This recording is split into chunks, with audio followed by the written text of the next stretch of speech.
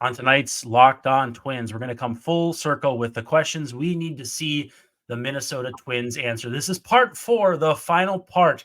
We'll talk about what do the Twins need to do in Fort Myers before they head north. This is Locked On Twins.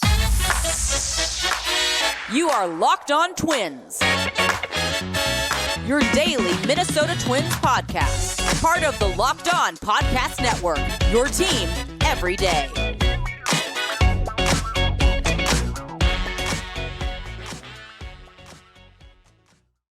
Hey, we're back again for Locked On Twins. I'm your host, Brandon Warden. You can unfollow me on Twitter at Brandon_WARNE. And he's Dave Brown at Answer Dave Brown in the tweets, Dave Brown in the streets, and Dave wears socks in the sheets.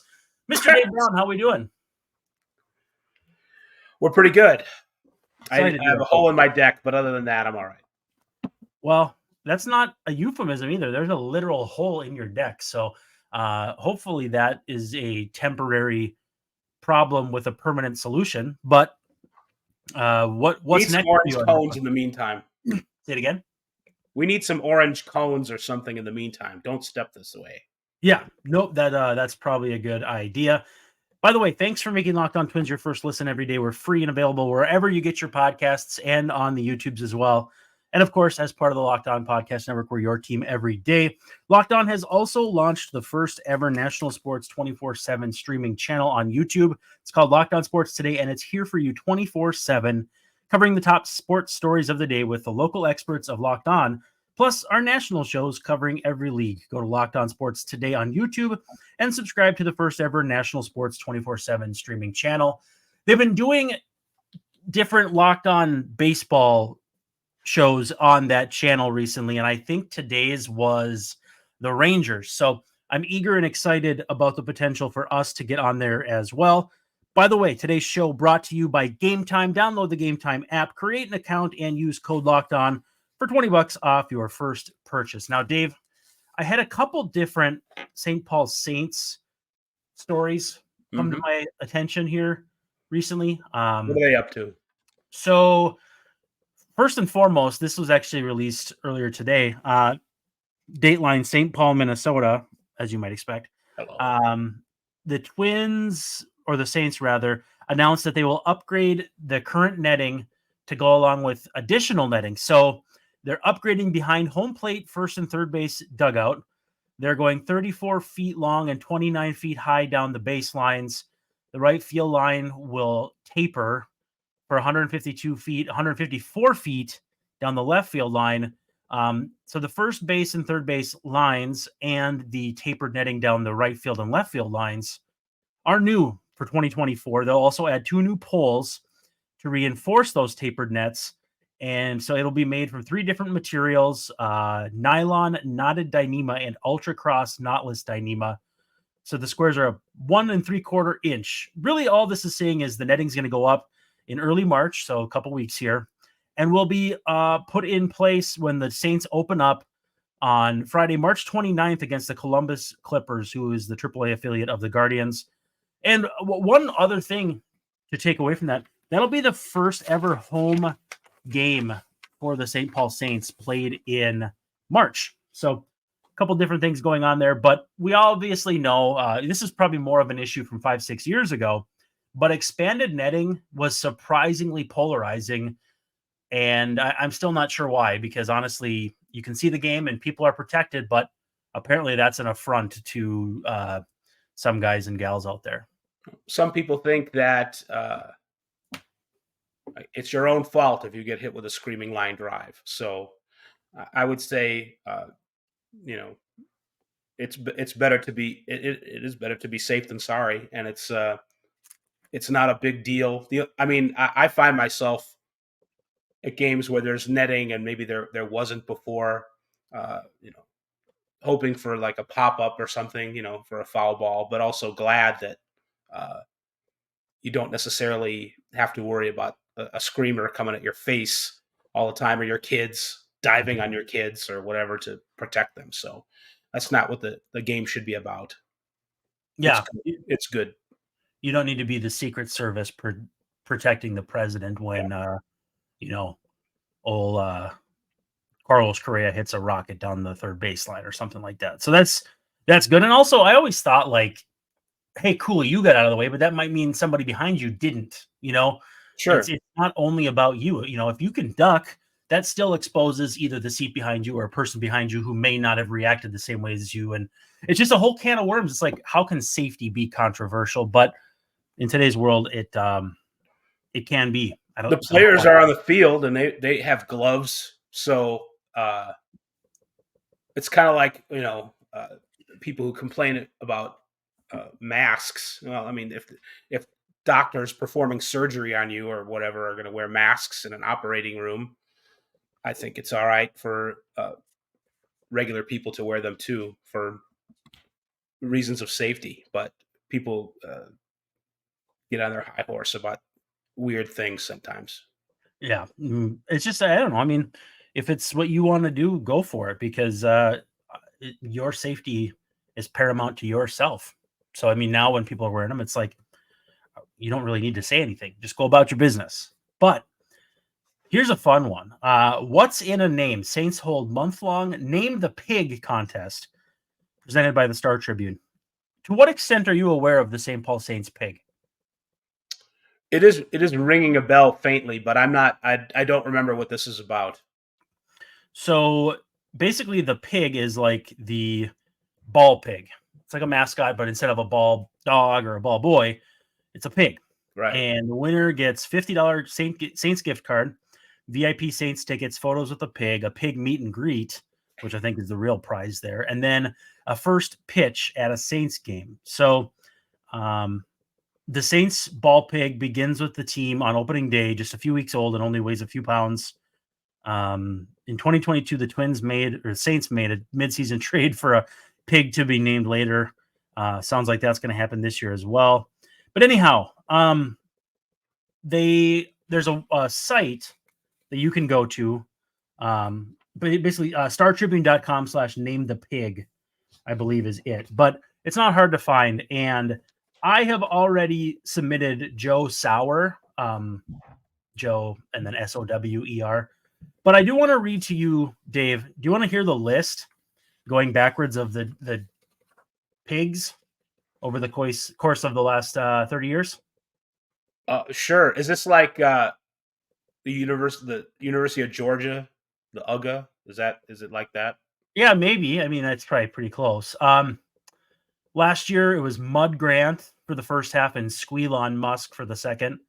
I don't know if I care about the second one as much, but 2022, it was 867-530 Swine, and then Chop Gun Maverib. I guess that's a Top Gun pun, but right. I'll let that one lie. Space Ham in 21. This Little Piggy Stayed Home in 20. That's pretty good. I don't know if I'm going to figure this one out. In 19, it was Daenerys Hogarayan. I think that's a Harry Potter reference. No, the adult one. Game of Thrones? Yes. Okay. 18, it was Pork Night. 17 was Alternative Fats. 16 was Little Red Porkette. That's a good one. 2015 was Pablo Picasso. I like that. 2014 was Stephen Colbert. 2013 was McLebore.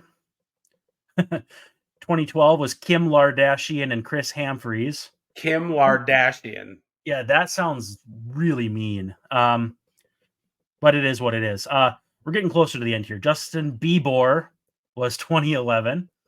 Brat Favre, 2010.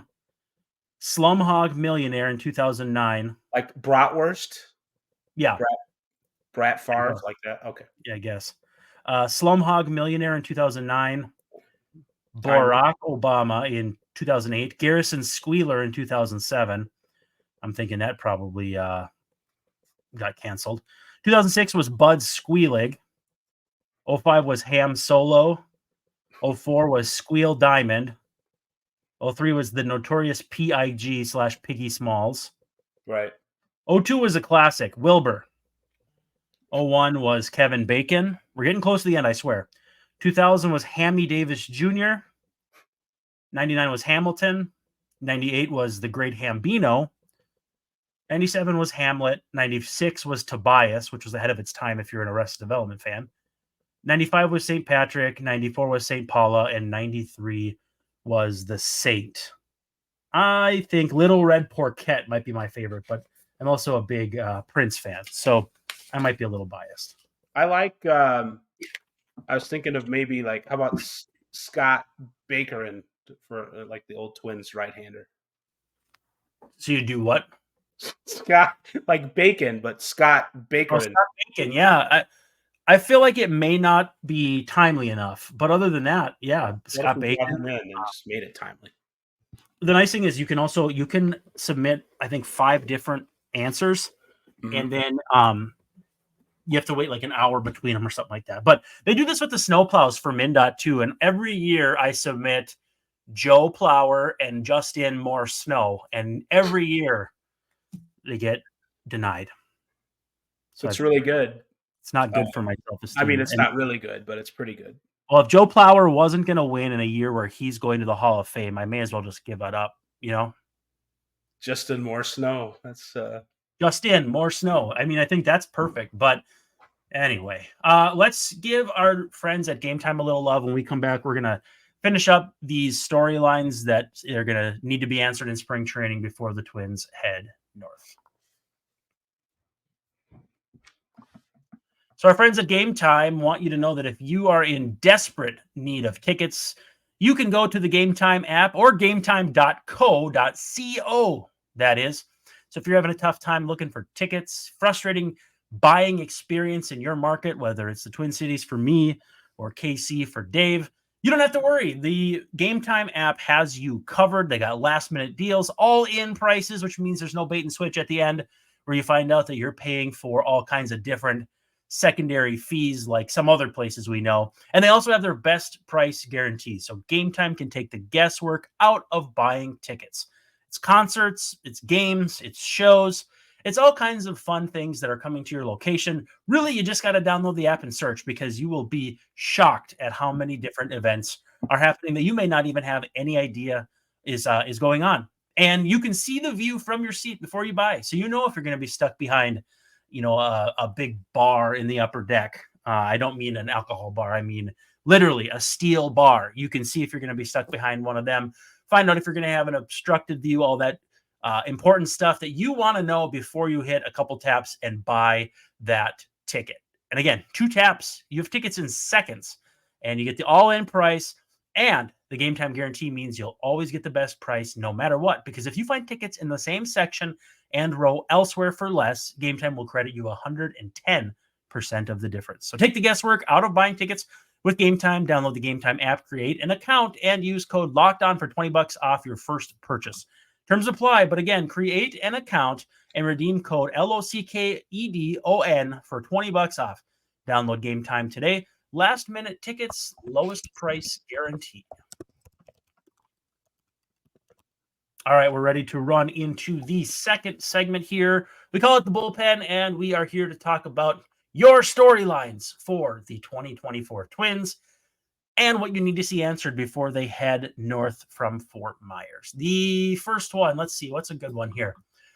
Let's go with, will Brooks Lee be ready to help on opening day, even if he stays back? Now, that was a Dave submission, and I suspect that means even if he doesn't join the team on opening day, will he be pretty much ready if they need him right away? Is that a pretty close assessment to what you were going for? Yes. All right. And then we caught him on a fit. Basically, though, yeah, if they don't have a spot for him, but he's ready, I suspect I'm back. He will be at or near the front of the line. It'll probably come down to more like this. If they have a spot where they need someone to start for a month, you probably look at Brooks Lee. If you have something like a situation where it's, a few days or a 10-day stint on the IL, that's more when you probably look for a little more of a temporary solution. But I think, JP Morosi said that Derek Falvey and Thad Levine are encouraged by how close he is to big league ready. I think he's on track to be helpful to this team fairly quickly. Well, I double checked his AAA numbers. He's got 40. He's got 38 games at AAA, so he might be able to use a little bit more down there. But I also think that once we go through camp here, he's going to get an opportunity to play a lot of meaningful innings and be ready to go whenever they need him next or want to promote him next. So I think it's a matter of uh, you know, does he have a good chance to kind of hit the ground running when he gets promoted, whenever that is?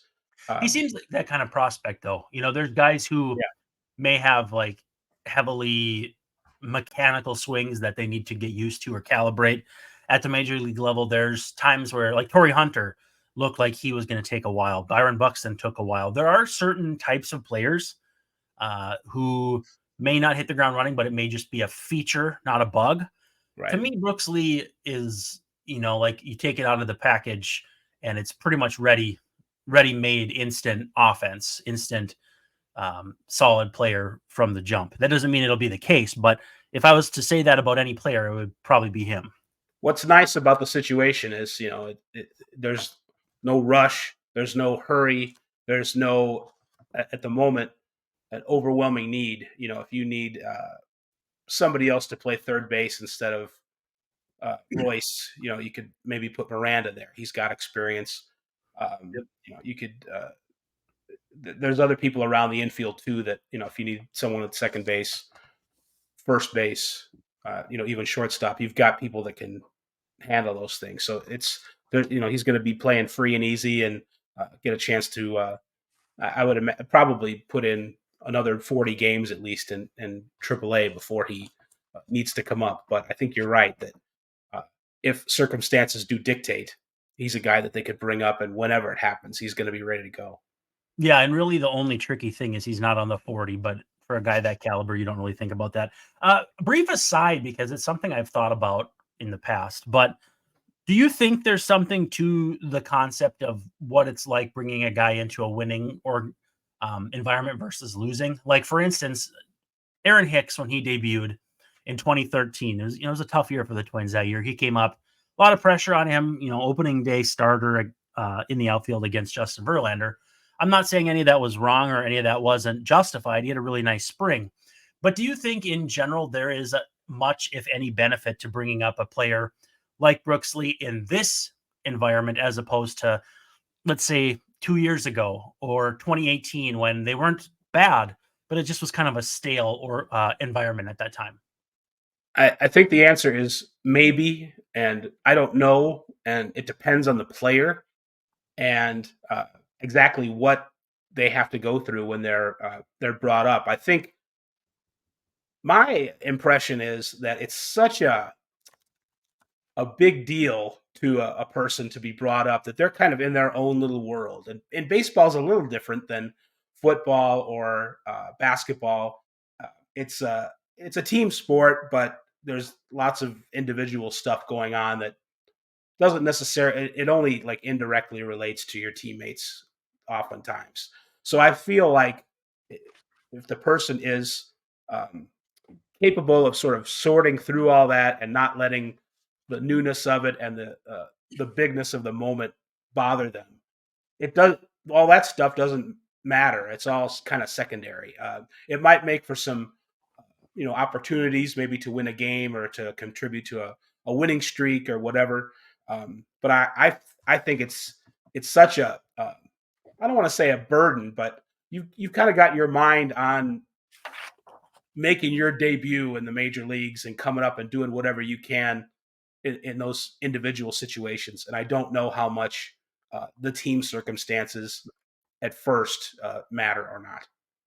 I think that's a fair point because, yeah, there's just so much a player is digesting for the first time that trying to parse it out is virtually impossible. And whatever happens to matter to one player may not to another, or a lot or a little. So I think there's a lot to it. Before we take a break, I want to get one more in here. Listener of the show, Scott Lindholm, wants to know, can Austin Martin be that utility guy? Now, we've all seen kind of the ebbs and flows. Obviously, a super, super great player in college, gets drafted, has dealt with some wrist stuff. The bat to ball, as far as we know, is going to be pretty good, but there's questions of, he'll take his walks, but will he hit the ball with any power? And you look at his slugging percentages, and oftentimes it's in the upper threes. 405 last year with a 106 weighted runs created plus. If he doesn't drive the baseball and doesn't have a defensive home that's sturdy, then he does run the risk of being just Nick Gordon reincarnated, which, again, I mean, players like that are useful.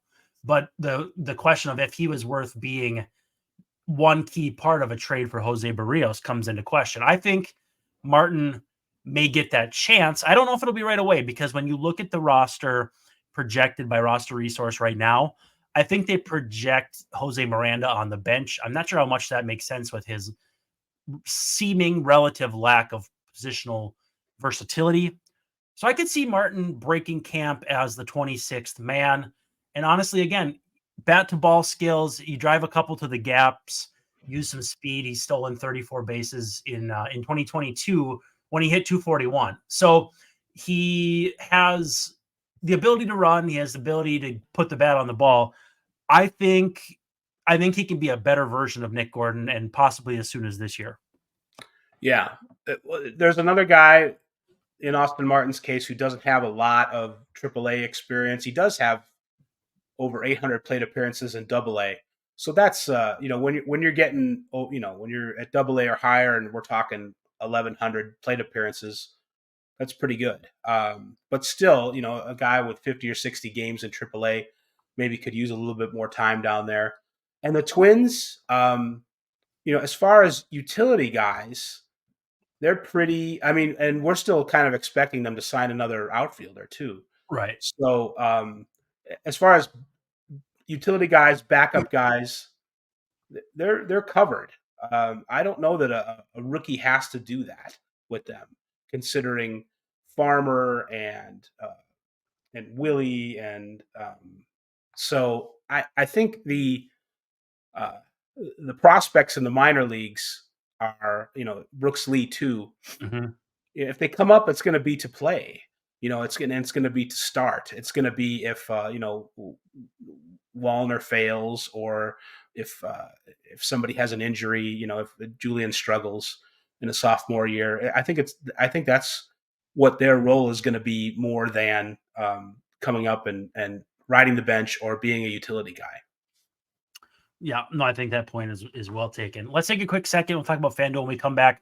I want to ask you about Joe Ryan, because if he takes a step forward like I think he can, and I think like maybe you think he can as well, it might help make some of this number 2 starter angst go away. Get buckets with your first bet on FanDuel, America's #1 sports book. The NBA is coming back off All-Star Weekend / I don't know if you call it NBA All-Star half week after, but Thursday we're going to have some ball games. I know I'm getting excited for the second half Timberwolves to see how closely they can stick to the top of the class in the West. But right now, new customers get $150 in bonus bets with any winning $5 bet. That's $150 if your team wins. Guy like me, Timberwolves, they've won a lot, so that might be my avenue. But bet on all your favorite NBA players and teams. There's quick bets, live, same-game parlays, exclusive props, and much, much more. You just got to go check it out. Don't take it from me. Hop on your phone, whether you have Apple, Android, all that fun stuff. Get FanDuel. Figure it out. It's super fun to play, and $150 in basically free roll if your first bet wins. Pretty hard to do better than that. So visit FanDuel.com/lockedon and shoot your shot. FanDuel is an official sportsbook partner of the NBA. All right, Dave, we're coming around the mountain, and when we come, and we have 3 of these left. I'm hopeful we can get through them, but you and I always get a little long-winded. But I'm going to try and be concise. Okay, is Joe Ryan on the verge of finding another gear or sustaining his 2023 first half gear? The reason I am so bullish on him is we know he had the first half he had. We know he had an injury in the second half. And we know that he worked out this offseason with the idea that he needed something more than a fastball to really solidify his place in this rotation. I think it included a trip to Driveline, which it seems like every single big leaguer did this offseason. I'm not sure how they had space for all them. But if he picks up any sort of consistency on, let's say, a slider, this is maybe a guy who's going to sneakily be one of the biggest improvement stories in the American League. Well, I think we saw it at the beginning of last year. Ryan kind of finding that other gear and greater success. And when you have his injury was as they say, a lower body injury in hockey. Parlance. In hockey parlance. So if he's luckier and honest, if something comes up again down there, I would expect Ryan's full season stats to look a lot more like they were in June, and then they ended up being in August or September. So, I think he's. I don't know if he's number 2 starter material. I think he's number 3 for sure, and I expect maybe an all-star from him. I think that's definitely possible. I don't know that it's reasonable to expect him to replace Sonny Gray's production. I think it might surprise people to look at like a Fangraphs WAR leaderboard and see just how good Sonny was last year. Now, again, I know the Twins won 14 of his 32 starts. I know statistically what that means, but I believe he was 4th in pitcher WAR on Fangraphs in all baseball. And then I think Pablo was like 10th. So certainly a nice 1-2 punch, however you want to line it up. But I think Joe Ryan could be the yin to Pablo's yang. You tend to agree? Yeah, absolutely. That always makes me giggle though when we do a yin and a yang, a yin and a yang. But what's the next question? Because we want to be concise. What prospects will emerge to help the active roster in 2024? Now, I think you take the obvious out of the equation. Brooks Lee, we all know, is pretty close. But after that, it gets a little interesting. Walker Jenkins is just drafted. He's 19. He's an A-ball. You got Gabby Gonzalez, who came over in the Mariners trade, who's 20 and basically in high A. But like Marco Raya is young. Tanner Schobel, young, and double A or lower. David Festa, to me, is someone to watch. Big, tall kid, 6'6", gangly, 185 pounds. But 13th round pick 399 in 2021. If you could give credit to this front office for anything, they seem to be good at finding guys like that and helping them jump the prospect lists. You think of Cade Povich, who's been traded. Cade Povich was the Jorge Lopez trade. And then they traded the one guy that went to Cincinnati and then has been since flipped to the Guardians. Like they've had a number of guys that they have, like, I don't say coached up because I don't really believe in that as a saying, but like I just had him here too. Why did I lose him? Anyhow, so they've had a number of guys who have been kind of like pop-up prospects. I think Festa is going to be that next one. I think he could be the guy for them as like the next man up, if not Simeon Woods Richardson. We've seen Simeon Woods Richardson. We've seen Varland. We've seen all these guys. As far as people we haven't seen yet, I think Festa is the guy to watch. I was thinking about him or Simeon Woods Richardson or Matt Canarino. Yep. I think, the Twins have good reputation for pitch development, and I would like to see one of those 3 guys kind of take a step with the help of the pitch development guys, squad, coaching, staff, and they have a lot of depth, so it's not necessarily something right now that they're in dire need of, but you can always use more pitching, and it would behoove them to kind of make a breakthrough on that. I think there's a good chance though that it could be an outfielder if a need arises. We already talked about Austin Martin and Brooks Lee's an infielder, but maybe there's a couple other prospects down there too that might have to step up if there's a hole in center field, God forbid, or in left field. So I think that the Twins, someone is going to break through, not unexpectedly, but one of these guys is going to break through and give them a lot of depth and a shot in the arm. Steve Hajar is who I was thinking of. He got flipped from the Reds to the Guardians for Will Benson, another position player prospect that the Guardians let get away, like Nolan Jones and Junior or Caminero, the Rays guy. Last one is one that you submitted with Correa apparently healthy with his feet. Are we considering how much better the Twins could be with two healthy, functioning superstars? I don't think we did this one. If we did, we're going to revisit it, but I've been deleting them as we go. So I'm pretty sure we talked about something similar to this, but not this. But to make it quick here, yeah, I do think this team is slept on for its depth in addition to its high-end talent. Yes, they still could go get a number 2 starter. We all agree with that. However, this is easily the most talented team in the division, point blank, no questions asked. This is part of the hedge for not going out and getting some other big name either in the rotation or the in the outfield. I think they Correa and Buxton fully healthy give the team a dimension to just blow away the rest of the AL Central and make them extremely formidable when the postseason comes. And it does ring a bell. I think maybe we've talked about this before, but in some ways, the key to the Twins season, and maybe it isn't a big surprise, is Buxton and Correa being at their best. And I think that's I think both of them have a chance to be the best versions of themselves in a number of years. And what's funny is they weren't at their best last year, and the Twins still won the division running away. So, yes. All of these have got me excited. I can't wait for the season to start. When Dave and I reconvene, we'll see what we have left for prediction stuff, but it'll be changing gears a little bit. But hey, Dave, it's been a lot of fun. I appreciate your contributions, and let's get excited. We have some more fun spring training content coming around the bend. Thanks for hanging out with us on Locked On Twins, and we'll see you tomorrow night.